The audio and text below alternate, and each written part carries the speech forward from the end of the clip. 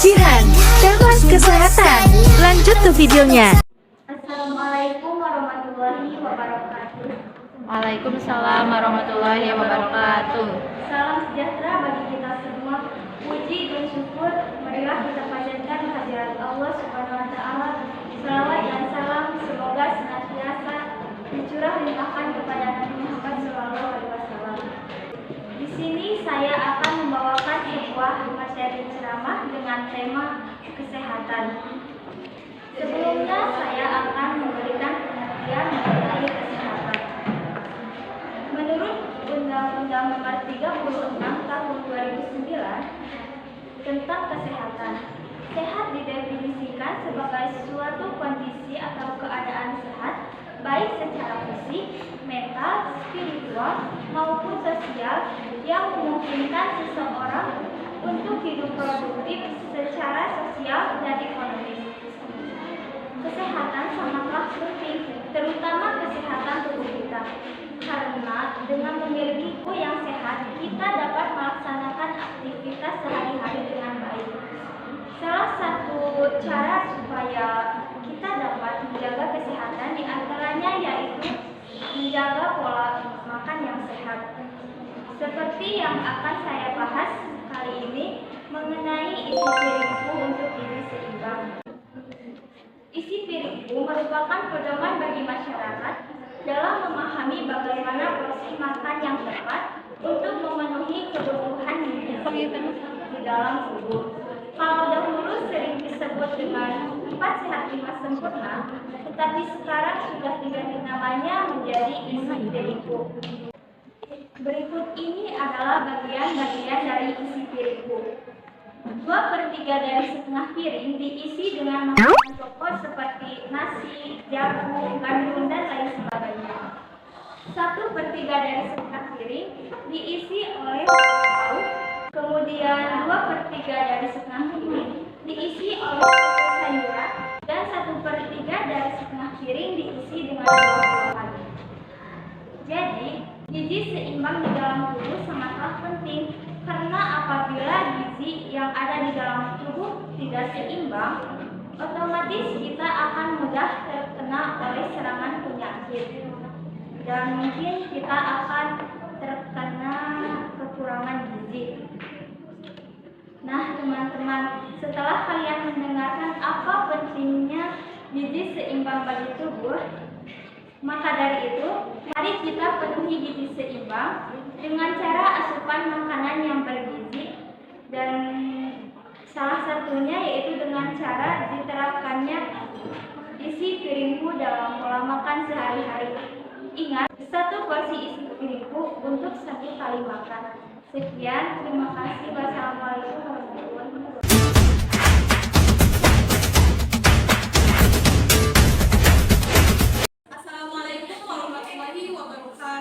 Waalaikumsalam warahmatullahi wabarakatuh. Yang terhormat Ibu Isni Nurfaidah dan yang terhormat teman-temanku sekalian. Marilah kita panjatkan puja dan puji kehadirat Allah Subhanahu wa taala yang telah mempertemukan kita di tempat ini. Tak lupa sholawat beserta salam semoga tercurah limpahkan kepada baginda kita yakni Habibana wa Nabiyana Kanjeng Nabi Muhammad sallallahu alaihi wasallam. Izinkan saya menyampaikan sebuah ceramah yang berjudul pariwisata di Bali. Sebagaimana yang telah kita ketahui bahwa pariwisata di Bali sangatlah berkembang pesat. Hal ini dibuktikan dari banyaknya turis-turis asing maupun lokal yang berkunjung ke Bali. Selain untuk meliput, turis-turis asing juga senang mengunjungi objek-objek wisata yang ada di Bali, seperti wisata di Ubud, di Kuta, dan di Tanah Lot. Turis-turis yang mengunjungi wisata di Ubud sebagian besar ingin melihat dan menikmati keindahan alam yang hanya ada di Ubud. Mereka juga suka dengan lukisan-lukisan karya anak Bali dan cenderamata yang unik yang hanya ada di Ubud. Selain di Ubud, ada wisata yang senang mereka kunjungi, yaitu di Kuta, lebih tepatnya di Pantai Kuta. Biasanya mereka selalu melakukan aktivitas seperti berjemur, bermain olahraga surfing, volley, dan ada juga yang hanya berenang. Selain di Kuta, ada wisata yang gak kalah ramai seperti di Tanah Lot. Biasanya mereka pergi ke Tanah Lot untuk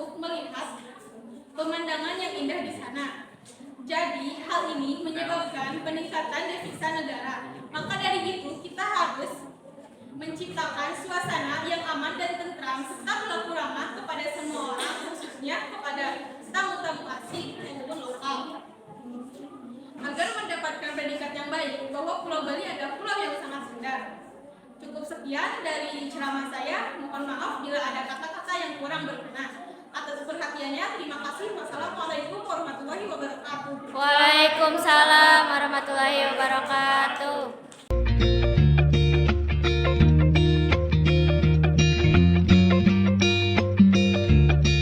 Assalamualaikum warahmatullahi wabarakatuh. Pertama-tama marilah kita panjatkan puji dan syukur kehadirannya atas berkat dan karunia-Nya kita masih diberi kesempatan berkumpul di sini dalam keadaan sehat walafiat. Pada kesempatan yang berbahagia ini, izinkan saya membaca ceramah singkat yang berjudul pentingnya olahraga bagi kesehatan. Pernahkah Anda mendengar semboyan Marsana Inforiforisano? Kita yakin semua pasti pernah mendengar kata tersebut sejak dari SD, SMP, hingga SMA. Semboyan berbahasa Latin tersebut berarti di dalam tubuh yang sehat terdapat jiwa yang kuat. Semboyan secara khusus mengajak kita semua agar bisa menerapkan pola hidup sehat dalam kehidupan kita sehari-hari. Nah, bagaimana cara menerapkan pola hidup sehat dalam kehidupan kita sehari-hari? Jawabannya mudah, adalah salah satunya rajin berolahraga. Jangan pernah kita menyepelekan pentingnya olahraga. Meskipun kita sudah berusia lanjut, tapi kita tetap membutuhkan yang namanya olahraga. Setiap hari kita pasti tidak hanya makan 1-2 jenis makanan dan minuman, melainkan berbagai macam makanan dan minuman dan menggunakan bahan-bahan yang mengandung banyaknya kolesterol dan lemak.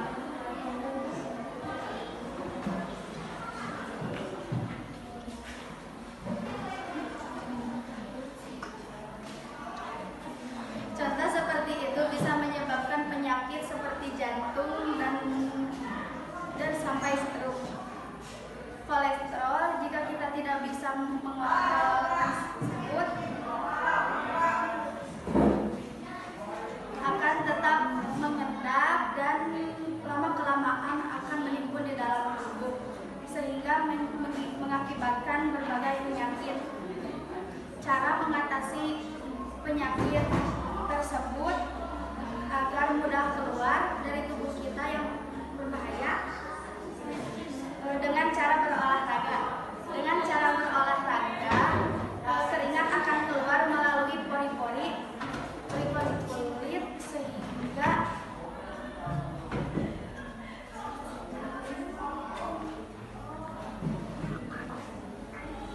sehingga bisa memaksa keluarnya zat yang berbahaya di dalam tubuh kita.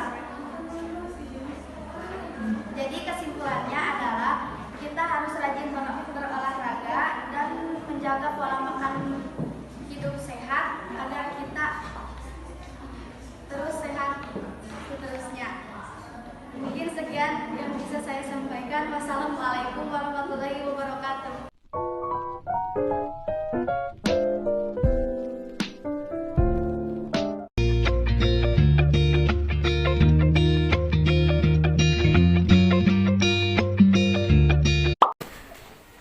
Assalamualaikum warahmatullahi wabarakatuh. Waalaikumsalam warahmatullahi wabarakatuh. Selamat siang, salam sejahtera bagi kita semua. Shalom, Om Swastiastu, Namo Buddhaya, salam kebajikan. Marilah kita panjatkan puji dan syukur kepada Tuhan Yang Maha Esa. Karena atas limpahan rahmat dan karunia-Nya, saya dapat berdiri berhadapan teman-teman semua untuk menyampaikan sebuah ceramah yang bertema budaya dengan judul mencintai budaya sebagai identitas bangsa. Nah, sebelum teman-teman semua. Ada yang tahu gak apa sih itu budaya? Saya yakin bahwa teman-teman semua sudah tidak asing lagi dengan istilah budaya. Mengingat negara Indonesia, yaitu negara kita, merupakan sebuah negara yang memiliki dan terkenal dengan keanekaragaman adat dan budayanya. Bahkan sampai diakui oleh UNESCO. Nah, jadi kembali lagi ke pertanyaan awal. Apa sih sebenarnya budaya itu? Nah, budaya dapat diartikan sebagai sebuah norma, hukum, atau kebiasaan yang diciptakan oleh sekelompok masyarakat tertentu yang mana mereka sendirilah yang menerapkan dan mengaplikasikan kebiasaan itu dalam kehidupan mereka. Dapat dipastikan juga bahwasannya budaya dapat mempengaruhi tingkah perilaku, kebiasaan, dan juga sudut pandang seseorang dalam melihat sesuatu. Nah, budaya juga sering terkait dengan unsur agama, politik, dan juga bahasa adat istiadat yang ada di daerah tersebut. Oleh karena itu, setiap negara dan setiap daerah pasti mempunyai budayanya tersendiri. Seperti halnya negara Indonesia yang telah melahirkan beragam budaya yang khas yang telah diturunkan dari generasi ke generasi dari nenek moyangnya. Yang seperti contohnya yaitu pakaian batik, tari sama dari Aceh, lalu musik angklung dan gamelan dari Jawa, dan pertunjukan dan Ponorogo dari Jawa Timur. Nah, budaya juga bisa berubah seiring dengan perkembangan zaman. Maka dari itu, kita tidak jangan heran kalau misalnya sekarang banyak budaya-budaya luar yang masuk ke dalam negara kita dan juga digemari oleh anak-anak muda.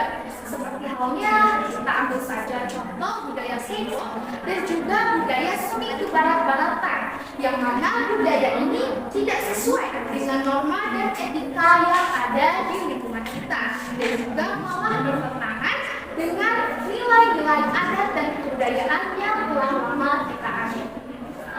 Nah, sebenarnya hal ini wajar jika saja generasi muda dapat membatasi dalam mempelajari kebudayaan luar. Tetapi jika melihat dari sekarang, kita lihat bahwasanya generasi muda banyak yang malah menghilangkan norma dan etikanya hanya karena untuk mementingkan gaya hidup mereka. Banyak generasi muda yang sekarang tertarik memakai pakaian-pakaian unik dan kurang pantas dengan warna rambut dan berbagai gaya yang kurang sesuai dengan norma yang ada. Dan tak jarang juga dari mereka yang malah sampai membentak orang tuanya hanya karena untuk memenuhi gaya hidup ala barat. Hal ini tentu saja menjadi sebuah masalah yang besar bagi keberlangsungan budaya kita. Dikarenakan banyak anak muda sekarang yang menganut budaya yang tidak sesuai dengan norma yang ada dan tidak sesuai dengan kondisi di lingkungannya. Padahal tadi sudah saya bahas bahwasannya budaya itu harusnya merupakan sebuah kebiasaan yang diciptakan untuk menyesuaikan dengan kondisi lingkungan tempat mereka tinggal. Nah, melihat kondisi ini, kita seharusnya perlu waspada agar kita bisa lebih berhati-hati dalam mengawasi anak muda. Sebenarnya menerima dan mempelajari budaya luar itu merupakan sebuah sikap yang baik dan merupakan sebuah toleransi yang baik. Tetapi kita juga harus ingat bahwasannya toleransi itu ada batasnya. Jangan sampai karena kita mengatasnamakan toleransi, kita malah mengabaikan budaya sendiri karena lebih mengedepankan budaya luar negeri yang sama sekali tidak bisa dianggap sebagai budaya negeri sendiri. Nah, maka dari itu, saya mengajak teman-teman semua yang ada di sini, terutama juga yang ada di rumah, agar bisa melestarikan budaya kita, budaya leluhur kita, budaya yang telah diwariskan oleh nenek moyang kita, yang sangat kaya akan norma dengan nilai-nilai kebajikan yang begitu tinggi sehingga tidak disandingkan dan dibandingkan dengan budaya luar. Mari kita lestarikan budaya kita, budaya Indonesia. Karena pada sejatinya, budaya merupakan sebuah identitas bangsa. Ya, mungkin sekian ceramah yang dapat saya sampaikan pada kali ini. Saya harap ceramah kali ini dapat membawa dampak positif kepada teman-teman semuanya dan dapat meningkatkan kesadaran kita akan pentingnya melestarikan kebudayaan negara, terutama negara Indonesia kita tercinta. Nah, sebelum pamit juga saya ada pamit dulu nih. Jalan ke kota memberi kawan. Lalu di sana ada kuda yang lari ke telaga. Budaya kita harus dirawat agar lestari tetap terjaga. Saya Desi, pamit undur diri. Sampai berjumpa di lain kesempatan. Wassalamualaikum warahmatullahi wabarakatuh.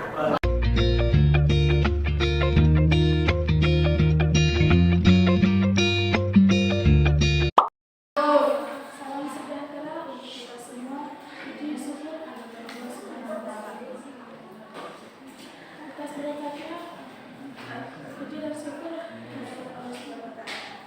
Karena saya ini dapat berkumpul di sini. Pada hari ini saya berdiri di sini akan mengatakan pertanian adalah sistem budaya. Pertanian yang mengandalkan bahan-bahan alami tanpa menggunakan bahan kimia sintetis, sehingga pertanian ini dapat menjaga kelestarian lingkungan kita. Pertanian ini juga tidaklah sulit dan tidaklah mahal, karena pertanian ini dapat menggunakan sisa-sisa pertanian. Pertanian ini juga mampu mensuburkan tanah karena tidak menggunakan bahan kimia. Banyak sekali sekarang yang menggunakan pupuk anorganik.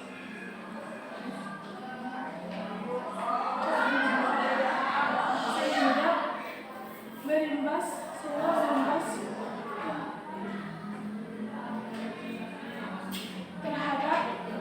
terhadap harga pupuk, sehingga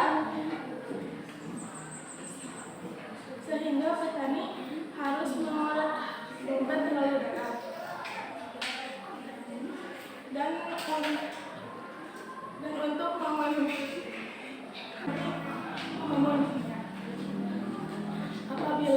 Apabila petani mampu menggunakan sistem pertanian ini,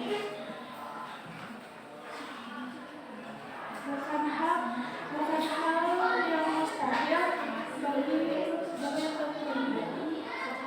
Bukan hal yang mustahil bagi petani untuk dapat untung yang lebih. Terima kasih. Tidak bersedia dari saya. Wassalamualaikum warahmatullahi wabarakatuh. Waalaikumsalam warahmatullahi wabarakatuh.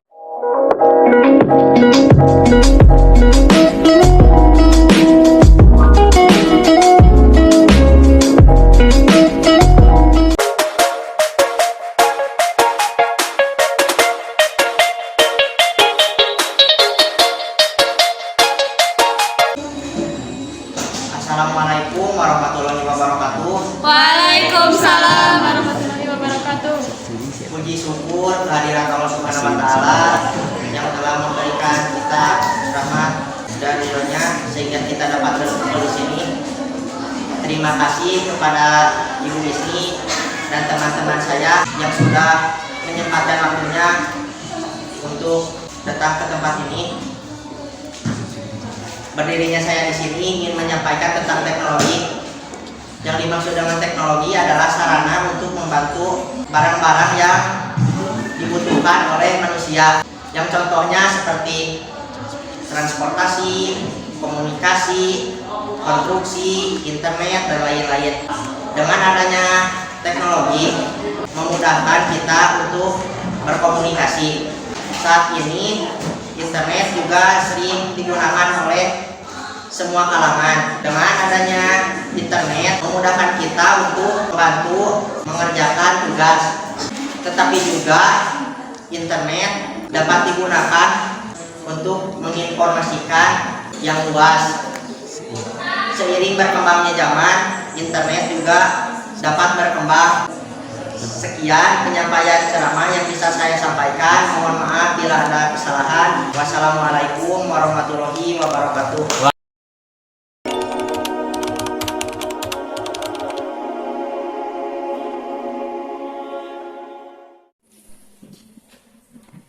Bismillahirrahmanirrahim. Assalamualaikum warahmatullahi wabarakatuh. Waalaikumsalam warahmatullahi wabarakatuh. Alhamdulillahirabbil alamin. Wassalatu wassalamu ala asyrofil anbiya'i wal mursalin wa ala alihi wa sahbihi ajmain.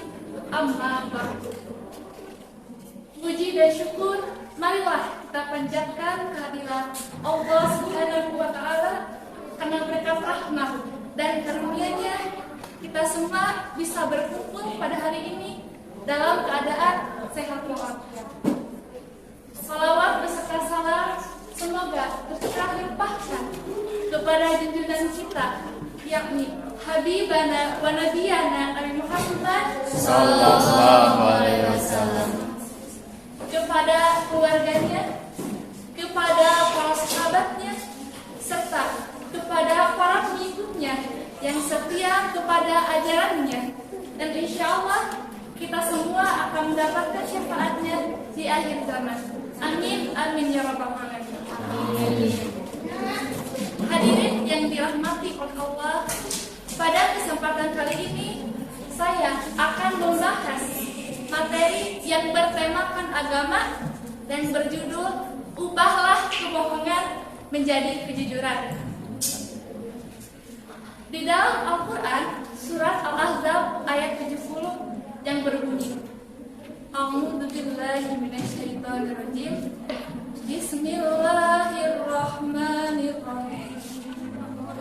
Ya ayyuhalladzina amanu taqullaha wa qulu qawlan sadida. Shadaqallahu adzim. Yang artinya, wahai orang-orang yang beriman, bertakwalah kamu kepada Allah dan ucapkanlah perkataan yang benar. Lalu dari Ibnu Mas'ud juga disebutkan, alaikum bisidqi fa inna sidqa yahdi ila birri wa inna birra yahdi ila jannah. Yang artinya, hendaklah kamu bersikap jujur, karena dengan kejujuran bisa membawa kita ke dalam kebaikan, dan kebaikan itu akan membawa kita ke surga. Hadis riwayat Bukhari dan Muslim. Hadirin yang dirahmati oleh Allah, pada dasarnya kita itu sulit untuk bisa bersikap jujur dan sulit untuk kita berperilaku berkehidupan jujur. Yang namanya manusia pasti tidak luput dari yang namanya berbohong. Benar apa betul? Betul. Tetapi di dalam sebuah kebohongan itu pasti ada yang bertanya-tanya seperti ini. Bolehkah kita berbohong tetapi dalam hal kebaikan? Nah, dari jawaban tersebut ada dari sabda Rasulullah SAW yang dimana disebutkan di sana bahwa berbohong itu adalah hal yang haram, tidak boleh karena akan mendapatkan sebuah dosa. Tetapi ada 3 pengecualian yang diperbolehkan untuk kita bisa berbohong. Yang pertama yaitu berbohong ketika dalam peperangan. Yang kedua yaitu berbohong untuk menjaga perdamaian. Dan yang ketiga adalah berbohong kepada istri atau bahkan sebaliknya. Hadirin yang dirahmati oleh Allah, bagaimana cara kita agar bisa bersikap jujur atau terhindar dari yang namanya kebohongan. Nah, cara agar kita bisa bersikap jujur itu ada tiga. Yang pertama yaitu dengan mendekatkan diri kita kepada Allah Subhanahu wa Ta'ala. Yang kedua adalah dengan berteman atau bersahabat dengan seseorang yang bisa membawa kita ke dalam kebaikan. Karena ada pepatah yang mengatakan, lebih baik sedikit teman tetapi membawa kita ke dalam kebaikan daripada banyak teman tetapi menjerumuskan kita ke dalam kemaksiatan. Salah satunya yaitu dengan berbohong. Lalu sikap yang ketiga adalah sikap yang pasti bisa dilakukan oleh siapa saja, yaitu dengan bersikap diam. Hadirin yang dirahmati Allah, semoga kita itu terhindar dari yang namanya kebohongan. Karena suatu kebohongan itu bisa tidak menenangkan jiwa kita. Lalu dengan sebuah kejujuran bisa mendatangkan sebuah kebahagiaan terlebih dalam diri kita sendiri. Jadi pada kesimpulannya yaitu tanamkanlah sikap kejujuran, karena dengan kejujuran itu akan membawa ke dalam kebahagiaan sekaligus membawa kita ke dalam surga Allah. Lalu kebohongan yang diperbolehkan dalam Islam itu ada 3. نتوسل بالمبابة والمقول المستطابة والنبي ثم الصحابة فعسى دعوة نجابة. Assalamualaikum warahmatullahi wabarakatuh. Waalaikumsalam warahmatullahi wabarakatuh. Selamat siang, salam aksara, salam sejahtera bagi kita semua. Saudara-saudara yang saya hormati, pertama-tama mari kita memanjatkan rasa syukur kehadirat Tuhan yang Maha Kuasa karena sudah memberikan rahmat, hidayah, dan taufiknya kepada kita semua sehingga dapat berkumpul di ruangan ini dengan keadaan sehat walafiat. Berdirinya saya di sini, saya ingin menyampaikan mengenai kenapa saya menulis. Menulis bukanlah hal yang mudah, meski sudah terbesit dalam pikiran kita apa yang akan kita tulis. Nyatanya menulis tetaplah tidak mudah. Dan selama ini saya juga bertanya-tanya kenapa saya harus menulis. Setelah saya pahami akan arti atau tujuan dari menulis, yaitu sebuah keabadian. Kembali ke pembahasan awal, kenapa saya menulis? Jawabannya begitu sederhana. Seperti saya memotret. Saya ingin mengabadikan karena pada dasarnya manusia adalah pelupa. Dan jika rekan-rekan bertanya bagaimana menjadi seorang penulis, saya rasa hanya orang yang kurang membaca yang mengeluarkan pendapat seperti itu. Karena jika kita banyak membaca buku, banyak juga hal yang akan kita keluarkan dari pikiran kita, juga hati kita. Jadi, membacalah untuk mengetahui apa saja yang terjadi di masa lalu, dan membaca dan menulislah untuk memberitahu hal apa saja yang akan terjadi di masa lalu. Pramudia Anantanur berkata, orang boleh pandai setinggi langit, tapi jika ia tidak menulis, ia akan hilang dari masyarakat dan dari sejarah. Menulis adalah bekerja untuk sebuah keabadian. Sebelum saya akhiri, saya ucapkan terima kasih atas waktu, tempat, dan perhatiannya karena sudah memberikan kesempatan kepada saya untuk mengenai kenapa saya harus menulis. Mungkin cukup sekian yang dapat saya sampaikan. Semoga bermanfaat bagi saya dan juga bagi saudara-saudara semua. Saya akhiri, salam aksara, salam sejahtera bagi kita semua. Assalamualaikum warahmatullahi wabarakatuh. Waalaikumsalam warahmatullahi wabarakatuh. Assalamualaikum warahmatullahi wabarakatuh. Waalaikumsalam warahmatullahi wabarakatuh. Alhamdulillahirabbil alamin wa bihi nasta'inu 'ala umuri dunya waddin wa 'ala alihi wa sahbihi ajmain. Amma ba'd. Pada kesempatan kali ini, di sini saya akan menyampaikan pidato dengan tema alam yang berjudul Penebangan Liar. Teman-temanku sebangsa dan setanah air, hampir setiap hari kita melihat dan dengar tentang berita penebangan liar yang membabi buta yang dilakukan oleh oknum-oknum yang tidak punya kepedulian terhadap kelestarian lingkungan.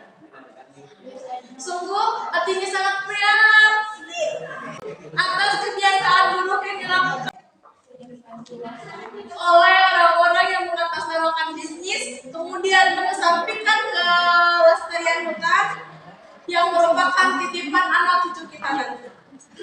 Sementara itu, mereka tinggalkan lahan yang hampir sedemikian kritis dengan kemungkinan bencana banjir, longsor yang siap mengancam setiap saat.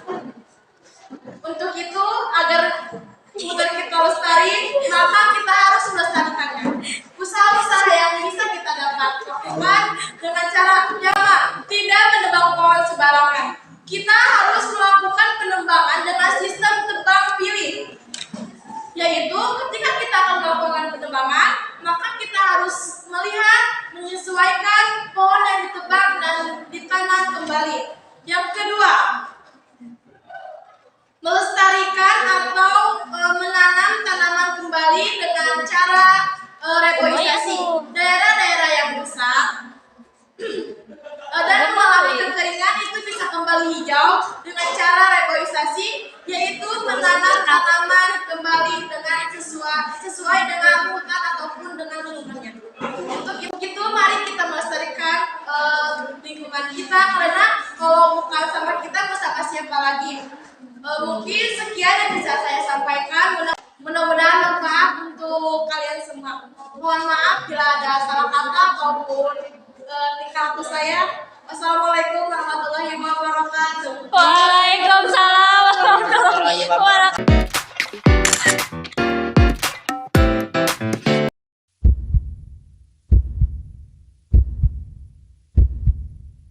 Assalamualaikum warahmatullahi wabarakatuh. Waalaikumsalam. Puji dan syukur kita panjatkan kepada Allah Subhanahu wa Ta'ala. Atas rahmatnya kita bisa berkumpul di tempat yang berbahagia ini. Salawat serta salam kita panjatkan kepada Nabi besar Muhammad Sallallahu Alaihi Wasallam. Baiklah, di sini saya akan membawakan tema yaitu tentang otonomi daerah. Apa sih yang disebut dengan otonomi daerah?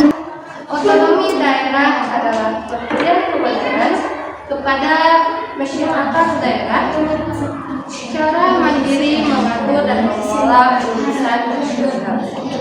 Dengan kata lain, masyarakat memiliki hak dan kewajiban untuk membuat keputusan yang berkaitan dengan kepentingan umat. Artinya, hak dan wewenang ditransfer ke tingkat yang paling rendah di pemerintahan. Otonomi daerah menurut para ahli Undang-Undang Republik Indonesia menetapkan otonomi daerah sebagai hak wewenang dan kewajiban daerah untuk mengatur dan mengawasi masyarakatnya sendiri dengan perundang-undangan yang berlaku. Tujuan otonomi daerah: 1. Kesadaran politik, yaitu hak warga negara untuk mendapatkan kesetaraan atau kesamaan politik. Kedua, tanggung jawab daerah, yaitu masyarakat daerah dapat secara langsung ikut bertanggung jawab dalam mengurus dan mengelola segala potensi sumber daya alam, sumber daya manusia, dan sumber daya buatan yang ada pada daerah untuk kesejahteraan dan kemakmuran rakyatnya. Asas-asas otonomi daerah. Dalam penyelenggaranya, ada 3 asasi yang menjadi landasan utama, antara lain 1. Sentralisasi, yaitu kekuasaan dipusatkan atau disentralkan kepada pemerintahan pusat. 2. Desentralisasi, yaitu penyerahan kekuasaan pemerintah pusat kepada pemerintah daerah untuk mengurus aturannya sendiri. Yang ketiga yaitu dekonsentrasi dan tugas pembantu, yaitu pelimpahan wewenang pemerintah pusat kepada gubernur sebagai wakil pemerintahan pusat. Jadi, pelaksanaan otonomi daerah di Indonesia berdampak positif bagi kemajuan daerah. Sekian yang saya dapatkan. Wassalamualaikum warahmatullahi wabarakatuh. Waalaikumsalam warahmatullahi wabarakatuh. I need somebody who can love me at my worst. No, I'm not perfect, but I hope you see my worth.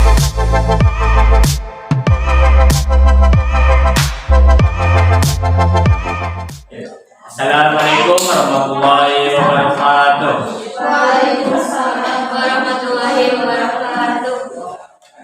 Dalam kesempatan ini, marilah kita panjatkan puji dan syukur kehadirat Allah SWT, di mana kita dapat berkumpul di tempat ini dengan keadaan sehat walafiat. Jangan lupa juga salawat beserta salam mari kita curahkan limpah kepada junjungan kita yakni Kanjeng Nabi Muhammad Sallallahu alaihi wasallam. Yang terhormat Ibu Ismi Nurfaidah sebagai pengawas ceramah dari saya dan juga teman-teman sekalian yang saya banggakan. Hadirin teman-teman sekalian, di sini saya akan menyampaikan sebuah ceramah yang bertema tentang lingkungan, yang akan membahas tentang kebersihan lingkungan sekitar kita dan tempat-tempat lainnya. Hadirin teman-teman sekalian, langsung saja kita ke pembahasannya.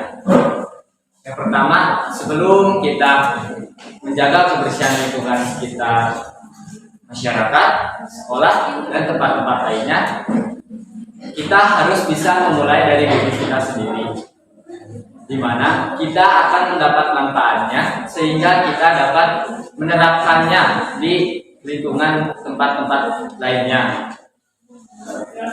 Dengan memberikan contoh yang baik,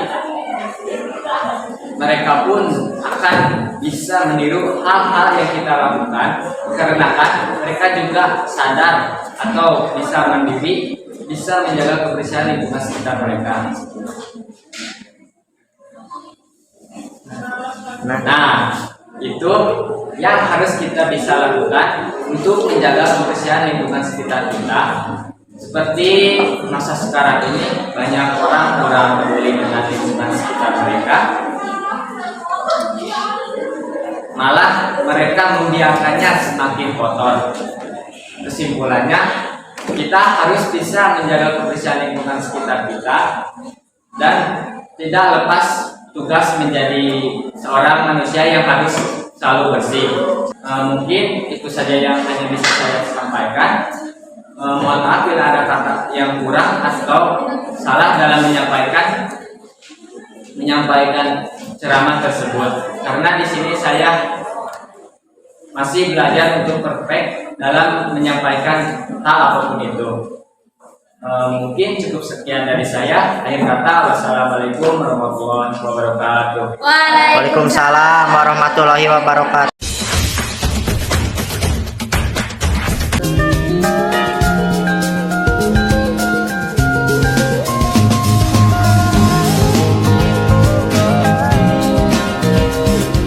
Assalamualaikum warahmatullahi wabarakatuh. Puji dan syukur marilah kita panjatkan kepada Allah Subhanahu wa Ta'ala yang telah memberikan nikmat sehat kepada kita kita sehingga kita dapat berkumpul di acara kali ini. Salawat beserta salam semoga selalu tercurah limpahkan kepada Nabi kita, yakni Nabi Muhammad SAW. Pada kesempatan kali ini, saya ingin menyampaikan ceramah yang bertema tentang kewirausahaan. Sukses adalah impian semua orang. Kesuksesan bisa dicapai dengan sering bicara. Tapi, untuk bisa menjadi orang yang sukses, tentunya dibutuhkan kerja keras, doa, dan strategi yang cerdas. Salah satu pintu menuju kesuksesan yaitu dengan menjadi wirausaha.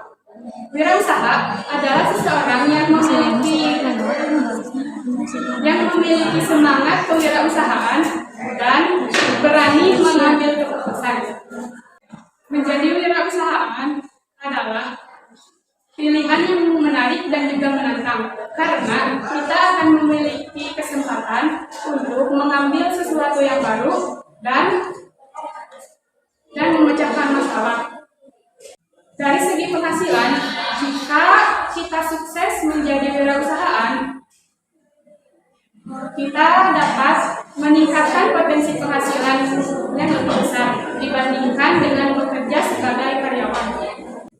Saya percaya bahwa menjadi seorang wirausahawan juga memiliki tantangan dan resiko yang besar. Seorang wirausahawan berpotensi untuk memiliki kekurangan modal dan juga sumber daya dalam memulai bisnis baru. Jangan pernah takut untuk mengambil sesuatu yang baru. Jadilah motivator bagi diri sendiri dan orang lain untuk menciptakan nilai bagi masyarakat melalui inovasi dan kreativitas. Mungkin sekian yang dapat saya sampaikan. Mohon maaf bila ada kesalahan. Wassalamualaikum warahmatullahi wabarakatuh.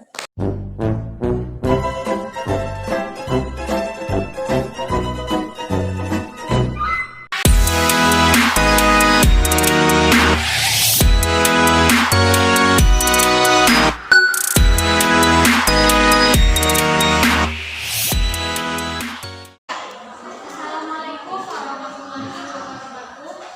Puji dan syukur marilah kita panjatkan kehadirat Allah Subhanahu wa taala yang telah memberikan rahmat dan hidayah kepada kita semua sehingga bisa berkumpul di tempat ini. Di sini saya akan membawakan tema tentang perjuangan pahlawan. Perjuangan bangsa Indonesia untuk merebut kemerdekaan harus dikenang oleh rakyat Indonesia. Kemerdekaan Indonesia bisa tercapai berkat persatuan dan kesatuan rakyat Indonesia. Perjuangan pahlawan yaitu upaya negara dan perang PKI. Sikap yang harus diteladani para pahlawan yaitu sikap cinta tanah air dan nasionalisme, sikap bertanggung jawab dan saling menghargai, saling menghormati dan bekerja keras. Contohnya yaitu pahlawan kita, Jenderal Sudirman. Jenderal Sudirman yaitu pemimpin Tentara Nasional Indonesia pada tahun 1949 dan juga pemimpin perang gerilya dari satu tempat ke tempat lainnya. Meskipun kondisi dia kurang sehat, tapi dia selalu bersemangat dan terus berusaha. Keistimewaan Jenderal Sudirman yaitu pemimpin yang baik dari kemerdekaan Indonesia. Jadi kesimpulannya,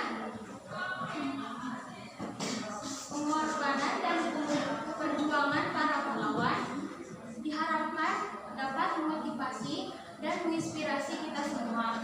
Sekian yang saya sampaikan. Mohon maaf apabila ada kesalahan dan kekurangan. Wassalamualaikum warahmatullahi wabarakatuh.